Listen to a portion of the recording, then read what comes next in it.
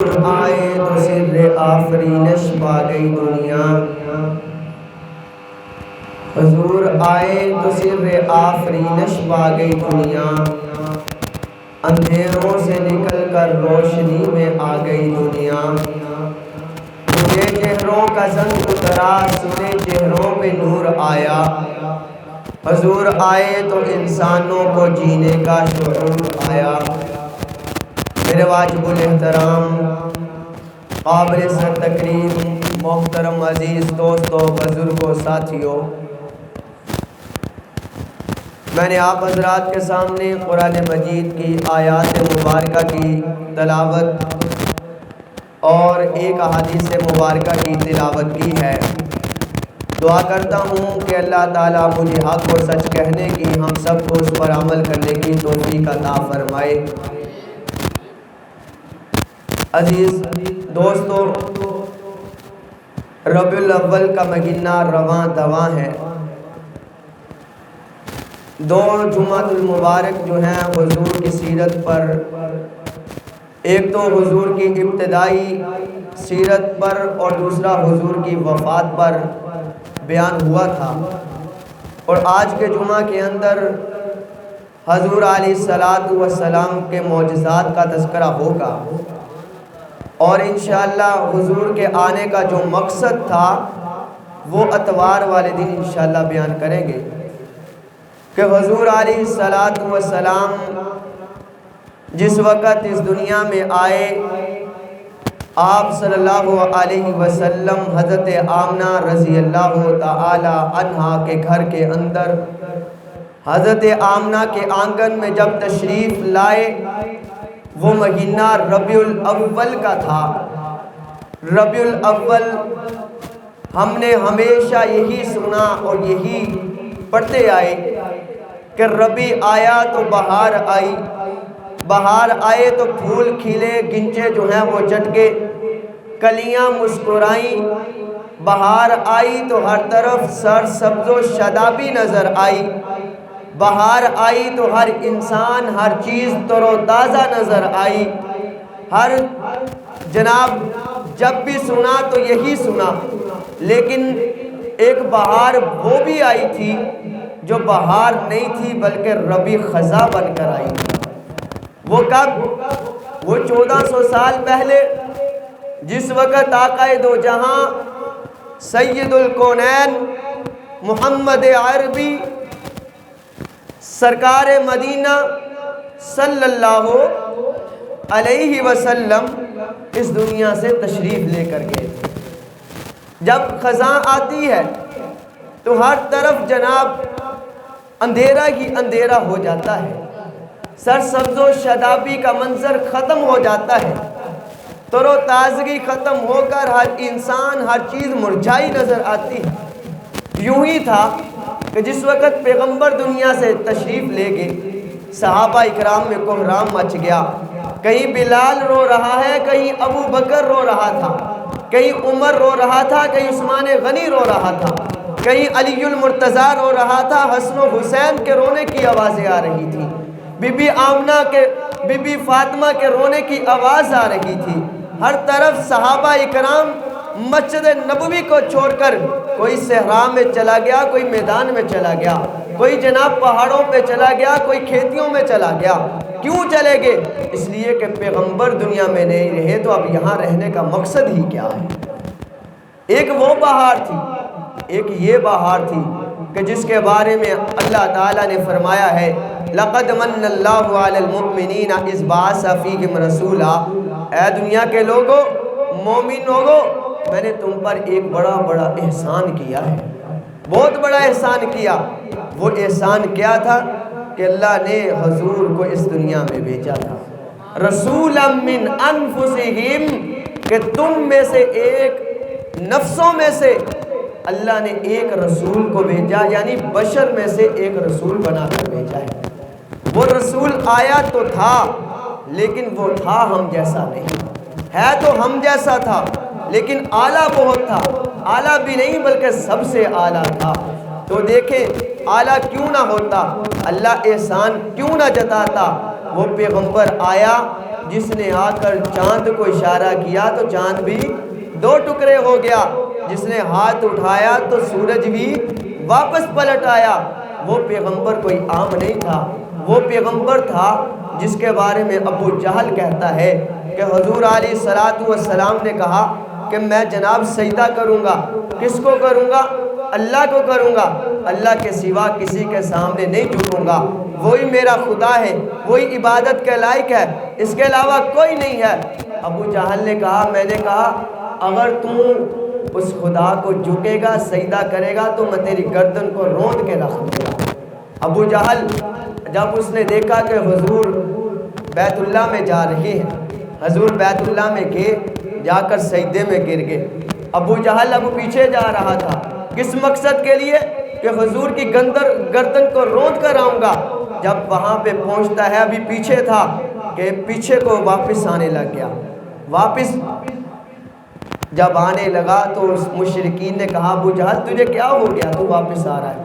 اس نے کہا کہ میں آگے دیکھ رہا ہوں کہ میرے آگے ایک خندق ہے جس میں آگ ہے، اگر میں آگے جاتا تو میں آگ میں چلا جاتا۔ اور کہا کہ اگر میں آگے جاتا تو میرے سامنے فرشتے نظر آ رہے تھے، اگر میں آگے جاتا، حضور نے فرمایا ابو جہل اگر تم آگے آتا تو تیری گردن اڑا کر رکھ دیتے۔ یہ کوئی عام پیغمبر نہیں تھا، یہ وہ پیغمبر تھا جس کے بارے میں اللہ تعالیٰ نے قرآن مجید میں فرمایا، کیا فرمایا؟ وَإِذَا أَخَذَ اللَّهُ مِيثَاقَ النَّبِيِّينَ لَمَا آتَيْتُكُم مِّن كِتَابٍ وحكمة ثم جاءكم رسول مصدق لما معكم لتؤمنن به ولتنصرن۔ اللہ نے اس وقت جس وقت آسمان بھی نہیں بنایا تھا، زمین بھی نہیں بنائی تھی، اللہ نے اس وقت جس وقت پہاڑ نہیں تھے، پہاڑوں کی سختی نہیں تھی، زمین نہیں تھی، زمین کی وسعت نہیں تھی، آسمان نہیں تھا، آسمان کی بلندی نہیں تھی، سورج نہیں تھا، سورج کی روشنی نہیں تھی، چاند نہیں تھا، چاند کی چاندنی نہیں تھی، ستارے نہیں تھے، ستاروں کی جگمگاہٹ نہیں تھی، اور انسان نہیں تھا، جن نہیں تھا، چرند نہیں تھا، پرند نہیں تھا۔ اللہ نے اس وقت جس وقت ریت نہیں تھے، ریت کے ذرات نہیں تھے، اللہ نے اس وقت جس وقت دریا نہیں تھے، دریاؤں کے قطرے نہیں تھے، اللہ نے اس وقت جس وقت اس دنیا میں کوئی نہیں تھا، اللہ نے تمام انبیاء کے روحوں کو اکٹھا کیا۔ کیا فرمایا؟ وَإِذْ أَخَذَ اللَّهُ مِيثَاقَ النَّبِيِّينَ، میں نے تمام انبیاء کی روحوں کو اکٹھا کیا۔ اکٹھا کرنے کے بعد میں نے سب سے وعدہ لیا کہ او نبیوں، او لوگوں، میں تمہیں دنیا میں سب سے مقدس ہستی بنا کر بھیجوں گا، میں تمہیں دنیا کے اندر سب سے اعلیٰ بنا کر بھیجوں گا، لیکن تمہاری زندگی کے اندر اگر کوئی ایسا میرا محبوب آ جائے جس کا نام دنیا کے اندر محمد ہو، آسمان میں احمد ہو، اگر تمہاری زندگی میں آ جائے تو تمہیں ایک بات کا اقرار کرنا ہوگا۔ اللہ کس بات کا اقرار کرنا ہے؟ اللہ نے قرآن میں فرمایا لَتُؤْمِنُنَّ بِهِ وَلَتَنْصُرُنَّ، تم نے اس پر ایمان بھی لانا ہے اور اس کی مدد بھی کرنی ہے۔ اور دوستو، سارے کے سارے انبیاء، ساری کے ساری روحیں پکار اٹھی، کیا فرمایا؟ قَالُوا أَقْرَرْنَا، اے اللہ ہم اس بات کا اقرار کرتے ہیں، اگر یہ پیغمبر ہماری زندگی میں آ گیا تو ہم اس پر ایمان بھی لائیں گے اور اس کی مدد بھی کریں گے۔ قیامت کا دن ہو، قیامت کے قریب حضرت عیسیٰ علیہ السلام آئیں گے، لیکن نبی بن کر نہیں، میرے پیارے نبی کے امتی بن کر آئیں گے، قرآن بھی یہی پڑھیں گے، نماز بھی یہی پڑھیں گے، اللہ اور اس کے رسول کی اطاعت میں اپنی زندگی گزار کر اس دنیا سے چلے جائیں گے۔ پھر یہ پیغمبر کوئی عام نہیں تھا، یہ پیغمبر وہ تھا جس کے بارے میں حضرت ابو ہریرہ رضی اللہ تعالیٰ عنہ فرماتے ہیں کہ جس وقت میں ایمان لایا، جناب میں نے لا الہ الا اللہ محمد الرسول اللہ کا نعرہ لگایا، جس وقت قرآن کو سینے سے لگایا، اپنے نبی کی اطاعت کو اپنے سینے سے لگا لیا، جناب میں گھر میں واپس گیا، کیا ہوا؟ میری ماں نے مجھے گالیاں دی، میری ماں نے مجھے مارنا شروع کر دیا۔ اور تو کس کو مارنا شروع کر دیا؟ تو کس کی اطاعت میں لگ چکا ہے؟ اور جناب حضرت ابو ہریرہ نے فرمایا، ماں جان تو جا سکتی ہے لیکن پیغمبر کو نہیں چھوڑ سکتا۔ حضرت ابو ہریرہ فرماتے ہیں، میری ماں نے میرے پیغمبر کو برا بھلا کہنا شروع کر دیا، گالم گلوچ دینی شروع کر دی، مجھ سے برداشت نہ ہوا، لیکن ماں تھی، ماں کے اوپر ہاتھ نہیں اٹھایا۔ اور دوستو، ماں باپ وہ ہوتے ہیں جن کے اوپر ہاتھ نہیں اٹھایا جاتا، ان کے آگے بولا نہیں جاتا۔ ماں کے بارے میں حضرت حضور اقدس صلی اللہ علیہ وسلم کے دربار میں پہنچ گئے، یا رسول اللہ میری ماں نے آپ کو برا بھلا کہا، میری ماں نے آپ کو جناب گالیاں دی ہیں، مجھ سے برداشت نہیں ہو سکا، میں آپ کے دربار میں آ چکا ہوں، ذرا پیغمبر جی ہاتھ اٹھائیے، میری ماں کی ہدایت کے لیے دعا کر دیجئے۔ اور اللہ کے بندو، حضرت ابو ہریرہ فرماتے ہیں حضور نے ہاتھ اٹھائے، میں بھاگ کر گھر چلا گیا، میں نے کہا ابو ہریرہ حضور کی دعا تو سن لیتا کہ تیری ماں کے لیے کیا دعا کرتے ہیں۔ فرمایا کہ میرا کھڑے ہونے کا وقت نہیں تھا، میں یہ دیکھنا چاہتا تھا کہ میرا پیغمبر کی دعا پہلے پہنچتی ہے یا میں گھر میں پہلے پہنچتا ہوں۔ سبحان اللہ کی آواز آئے تے اگلی گل آئے، سبحان اللہ دی آواز آئے تے اگلی گل بھی ہے۔ اللہ جیڑا اچھی سبحان اللہ کہے انہوں راتوں رات حضور دی زیارت نصیب فرما۔ اے اللہ جیڑا اور اچھی سبحان اللہ کہے انہوں اللہ اپنے نبی دا دربار بھی نصیب فرما۔ جناب حضرت ابو ہریرہ فرماتے ہیں میں نے گھر میں دستک دی، میری ماں نے کہا کون؟ من دق الباب، کون دروازہ کھٹکھٹانے والا؟ میں نے کہا ماں ابو ہریرہ۔ ماں نے کہا ٹھہر جا ٹھہر جا، فرمانے لگے مجھے پانی کی آواز آئی، میں نے سمجھ لیا میرے نبی کی دعا قبول ہو گئی۔ ماں نے نہانا شروع کیا، کپڑے بدلے، دروازہ کھولا، فرمایا اشہد اللہ الہ الا اللہ واشہد ان محمدا عبدہ ورسولہ۔ اور کون پیغمبر آ رہا ہے؟ یہ وہ پیغمبر آ رہا تھا جس پیغمبر کے بارے میں ایک گھو بھی میرے پیغمبر کی تصدیق کرتی نظر آتی ہے۔ جناب حضور علیہ السلام کے درمیان صحابہ موجود، ایک دیہاتی آیا، جنگل کے شکار کر کے ایک گھو لے کر آیا، اس نے جناب پنجرے کے اندر گھو کو ڈالا ہوا تھا، میرے پیغمبر کے سامنے آیا، آ کر کہنے لگا یا رسول اللہ آپ نبوت کا دعویٰ کرتے ہیں، آپ نبی ہونے کا دعویٰ کرتے ہیں، میں کیسے آپ کو مانوں؟ میں اس وقت تک آپ کی تصدیق نہیں کر سکتا جب تک یہ شکار گھو جو ہے یہ تصدیق نہ کر دے۔ آقا دو جہاں صلی اللہ علیہ وسلم کے سامنے اس نے گھو کو نکال کر چھوڑ دیا۔ اور دوستو توجہ کرنا، میرے آقا نے گھو سے کہا تو کس کو ماں تیرا اللہ کون ہے؟ اس نے کہا میرا اللہ وہ ہے جو جس کا عرش جس کا جو ہے جس کا عرش جو ہے جس کا بچھونا ہے، جس کا حکم زمین پر چلتا ہے۔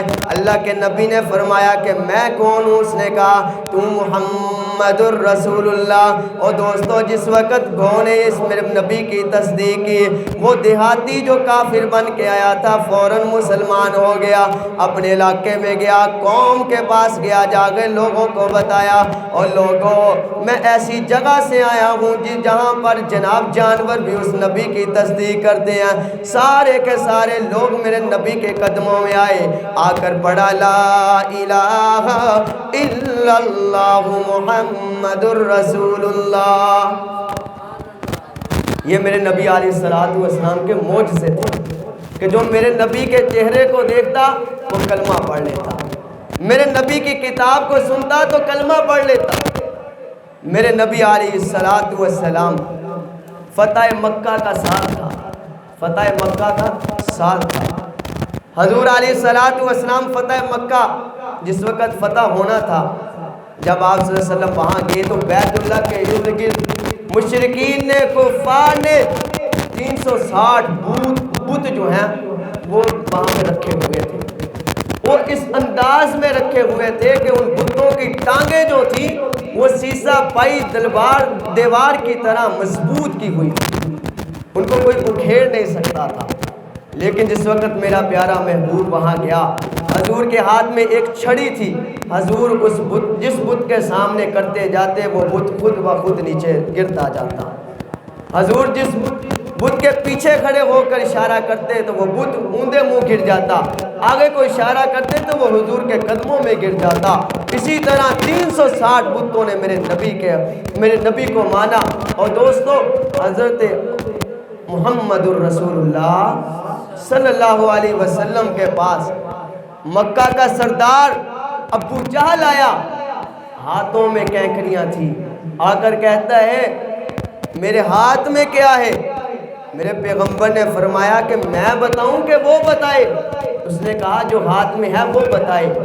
تو ہاتھ میں جو کینکریاں تھی پکار اٹھی لا الہ الا اللہ محمد رسول اللہ.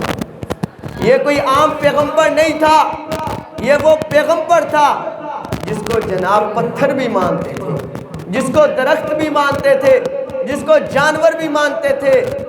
ایک مرتبہ حضور علیہ السلام ایک باغ تھا مدینہ منورہ میں. اس باغ کے اندر ایک اونٹ تھا. وہ جناب کسی سے قابو نہیں آتا تھا، جو بھی اس باغ میں جاتا اس کو پکڑ لیتا. لیکن ایک مرتبہ حضور علیہ السلام اس باغ میں چلے گئے. جب اس نے دیکھا کہ پیغمبر آیا، حضور نے اشارہ فرمایا اونٹ میرے پاس آ. اونٹ آیا، آ کر میرے نبی کے قدموں میں گر گیا، سجدہ کیا. سجدہ کرنے کے بعد میرے نبی کے پاس باادب ہو کر بیٹھ گیا. میرے نبی علیہ السلام نے اس کو لگام ڈالی. ڈالنے کے بعد اس کو مالک کے سپرد کر دیا. پھر میرے پیغمبر نے فرمایا او لوگو، جانور بھی، پتھر بھی، چرند بھی، پرند بھی، ہر چیز پیغمبر کو مانتے ہیں سوائے ان لوگوں کے جو نافرمان ہے، وہ انسان اور جن ہی ہو سکتے ہیں. حضور کے نافرمان جن اور انس ہیں، اس کے علاوہ ہر چیز نے میرے نبی کی اطاعت کی ہے. آج آپ دیکھ لیں دنیا کے اندر کتنے لوگ ہیں، دنیا میں کتنے نماز پڑھنے آتے ہیں، کتنے قرآن پڑھتے ہیں. بھئی اگر میرے نبی کو مانا ہوتا تو قرآن نہ چھوڑتے، نماز نہ چھوڑتے. میرے نبی کے اشارے پر تو ہر چاند 2 ٹکڑے ہو جاتا ہے. اور ایک صحابی رسول ایک مرتبہ فرماتے ہیں ہم جہاد میں گئے تو حضور علیہ السلام کو جہاد کے دوران جو ہے حاجت پیش آئی. حضور علیہ السلام نے صحابی سے کہا اے صحابی ذرا دیکھ میں کہاں حاجت پوری کروں. صحابی رسول گئے، یا رسول اللہ جس طرف بھی دیکھتا ہوں مجھے انسان ہی نظر آتا ہے. مجھے کوئی ایسی جگہ نظر نہیں آئی کہ جہاں آپ بیٹھ کر اپنی حاجت کو پورا کر سکیں. حضور علیہ السلام نے فرمایا جا کر دیکھو وہاں پہ درخت ہے، پتھر ہے. یا رسول اللہ وہاں پہ درخت بھی ہیں، پتھر بھی ہیں، جا کر ان کو حکم دو کہ حضور علیہ السلام نے تم کو بلایا ہے، آ جاؤ. سارے کے سارے درخت آگے آ کر جناب سارے کے سارے مل گئے، سارے کے سارے پتھر آگے آ کر سارے کے سارے مل گئے، ایک دیوار بنا لی. حضور علیہ السلام درمیان میں بیٹھے، اپنی حاجت کو پورا کیا. کرنے کے بعد واپس آگے آ کر اسی صحابی کو کہا اے صحابی رسول جا کر ان کو کہہ دو کہ اپنے جگہ پہ جا کر ٹھہر جاؤ. درختوں کو حکم دیا، درخت بھی اپنی جگہ پر چلا گیا. پتھر کو حکم دیا، پتھر بھی اپنی جگہ پر چلا گیا. یہ کوئی عام پیغمبر نہیں تھا، یہ وہ پیغمبر تھا جس کے بارے میں اللہ کا قرآن بھی اپنے انداز میں یوں کہتا ہے۔ کیا کہتا ہے؟ میں جس وقت قرآن سے پوچھتا ہوں اے قرآن میرے نبی کا چہرہ تو بتا، قرآن کہتا ہے وَالضُّحَىٰ۔ میں نے قرآن سے کہا قرآن میرے نبی کا سینہ بتا، قرآن کہتا ہے لَمْ نَشْرَحْ لَكَ صَدْرَكَ۔ میں نے قرآن سے کہا اے قرآن میرے نبی کے دانت تو بتا، قرآن کہتا ہے یاسین۔ میں نے قرآن سے کہا قرآن میں نبی کی زلفیں تو بتا، قرآن کہتا ہے واللیل اذا سجا۔ میں نے قرآن سے کہا اے قرآن میرے نبی کی آنکھیں تو بتا، قرآن کہتا ہے ما زاغ البصر وما طغى۔ میں نے قرآن سے کہا اے قرآن میرے نبی کا دل تو بتا، قرآن کہتا ہے فإنه نزله على قلبك بإذن اللہ۔ میں نے قرآن سے کہا اے قرآن میرے نبی کی عمر تو بتا، قرآن کہتا ہے لعمرك۔ میں نے قرآن سے کہا اے قرآن میں نبی کی گفتار تو بتا، قرآن کہتا ہے وما ينطق عن الهوى۔ میں نے قرآن سے کہا اے قرآن میرے نبی کے یار تو بتا، قرآن کہتا ہے والذین معه اشداء علی الکفار رحماء بینہم۔ میں نے قرآن سے کہا اے قرآن میرے نبی کا یار غار تو بتا، قرآن کہتا ہے ثانی اثنین اذ ہما فی الغار۔ میں نے قرآن سے کہا قرآن میرے نبی کی رسالت تو بتا، قرآن کہتا ہے وما ارسلناک الا کافۃ للناس بشیرا ونذیرا۔ میں نے قرآن سے کہا اے قرآن میرے نبی کی رحمت تو بتا، قرآن کہتا ہے وما ارسلناک الا رحمتا للعالمین۔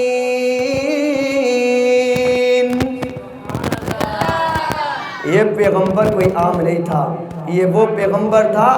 ایک صحابی حضرت عمر بن حسین فرماتے ہیں، عمران بن حسین، کہ ایک مرتبہ حضور کھڑے تھے، حضرت فاطمہ الزہرا رضی اللہ تعالی عنہ بھی سامنے کھڑی تھی، اور جناب حضرت فاطمہ کو بھوک لگی ہوئی تھی، بھوک کی وجہ سے درد و تکلیف میں مبتلا تھی۔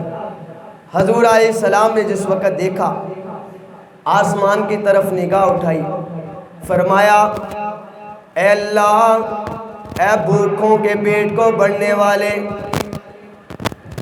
اے بھوکوں کے پیٹ کو بڑھنے والے، پیاسوں کو پانی پلانے والے فاطمہ بنت محمد صلی اللہ علیہ وسلم کی اس تکلیف کو دور فرما دے۔ حضرت فاطمہ الزہرا رضی اللہ تعالی عنہا کا پہلے چہرہ سرخ تھا۔ حضرت عمران بن حسین فرماتے ہیں کہ میں نے جس وقت دیکھا میرے پیغمبر نے دعا کی، اللہ نے دعا کی برکت سے فاطمہ کے چہرے کو روشن کر دیا۔ میں نے فاطمہ الزہرا رضی اللہ تعالی عنہا کے پاس کئی عرصے کے بعد دوبارہ حضرت فاطمہ کو ملا۔ میں نے فرمایا فاطمہ بتلاؤ آج کل کیسے زندگی گزر رہی ہے؟ حضرت فاطمہ نے فرمایا عمران، پہلے بھوک کی وجہ سے تکلیف ہوا کرتی تھی، لیکن جب سے میرے پیغمبر نے میرے لیے دعا کی اس وقت سے لے کر آج تک کبھی بھوک کی وجہ سے تکلیف نہیں ہوئی۔ ایسا پیغمبر اللہ نے بھیجا جس کو معجزہ دیا تو قرآن کا معجزہ دیا، ایسا معجزہ دیا کہ جس کے بارے میں قرآن کہتا ہے الف لام میم ذالک الکتاب لا ریب فیہ، کہ اللہ نے ایسا معجزہ قرآن کا دیا جس میں کسی قسم کے شک اور شبہ نہیں ہے۔ ہر کتاب میں شک اور شبہ ہو سکتی ہے، تورات ہو، زبور ہو، انجیل ہو، دنیا کی کوئی کتاب ہو، شک ہو سکتا ہے، لیکن قرآن میں کسی قسم کا شک نہیں ہے۔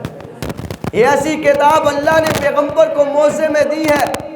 دنیا کے لوگوں، آج ہمارے پاس حضور کا کوئی زندہ معجزہ موجود نہیں، اگر زندہ معجزہ موجود ہے تو وہ قرآن مجید ہے، جس کو آج ہم کھولنا بھی دور کی بات، دیکھنا بھی پسند نہیں کرتے۔ آج کتنے گھر ایسے ہیں جن میں قرآن بند پڑا ہوا ہے، کبھی کھول کر نہیں دیکھا۔ قرآن بھی پکار کر کہتا ہے کہ مجھے گھر میں کیوں رکھا ہے، اگر نہیں پڑھنا تو مسجد میں جا کے رکھ لے۔ چلو اللہ کے گھر میں تو پڑھا ہوں گا، الماری بڑی پڑی ہے، کبھی کسی نے آ کر اس معجزے کو اٹھا کر دیکھا؟